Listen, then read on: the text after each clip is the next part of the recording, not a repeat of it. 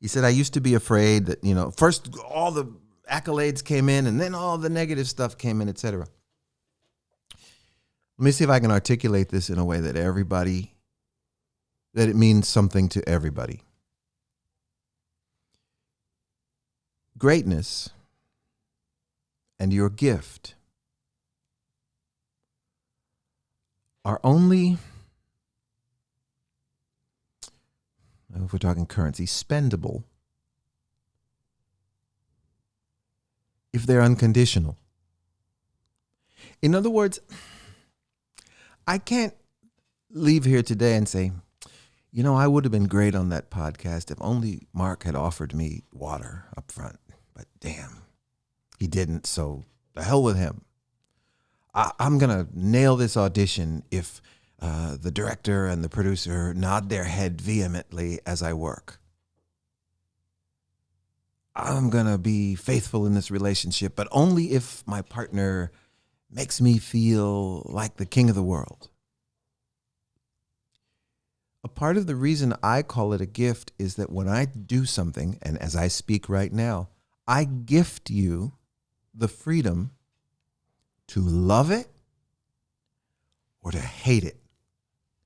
And I also gift you the freedom to voice your opinion about it without me getting all emotionally wrung out and me arguing and justifying and being defensive about, the reason I did this. I gift you the freedom to love my music, to hate my music, to love my words, to hate my words, to love the way I look, to hate the way I look. You and I recorded a thing where I talked about asparagus, where I said, I really don't care whether Charles likes asparagus. It doesn't mean anything to me. It doesn't change my life one bit. So I apply that same thing to, I don't care if he likes people with shaved heads. I don't care if he likes people with skin the color of mine. I don't care if he likes people who say the things that I say. Because I gift him the freedom to love what he loves, as long as it doesn't cause him to want to harm others. Yeah. So, have you always been that way? No. Goodness, no. I spent most of my life with that same barometer you have, trying to please everybody and trying to get a yes and saying, if I'm just excellent enough, someone's going to come and say, you know what, you're excellent. Let me offer you an opportunity. Worrying about what people are thinking, etc. The difference for me is I don't have any fear of, I know there are people who have fear of performing or speaking or being in public in front of people. I never had that. Yeah. Ever. Third grade, it's time for that oral report. I'm like, when is my turn? Public speaking, like, who wants to go first? Me? But, yeah. Let's go. And why even bother with all those other people? Because I can speak for this entire hour class that we have. I never had that fear, but I certainly, I'd be in concert and bring down the house and have this amazing standing ovation. And I go back in the dressing room and go, Mark Rodriguez didn't stand up. He must have hated it.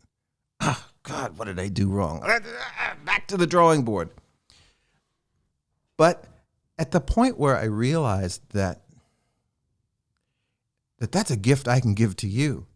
You don't have to tell me you love what I do. You don't have to love what I do. And you can, in fact, write or post or speak or record something saying, I'm the worst you've ever seen. That's my gift to you. So I cannot tell you, Mark, or you, Charles, how to avoid negative feedback, because I'm going to tell you that's part of the gift. That's what being unconditional means. Does unconditionally great mean I'm going to win every time? I'm going to blow you away every time? No. It means I'm going to give you all I've got and gift you the freedom to interpret it however you will. Yeah, in that moment too. I've always been at a place where even just starting out, I thought it was great, you know, looking back at our old work, we've all done made some questionable decisions, but we did the best. As long as you're doing the best you can at this moment, if you're going full steam ahead and continuously doing that, you're going to hopefully get better, continue to find your voice and your currency. Yeah. And you can't even, and Mark in the crowd that didn't stand, you might have even misinterpreted it, that he had a boot on his foot, and he went a skiing accident last week. most of the time, that's it. Yeah. Exactly.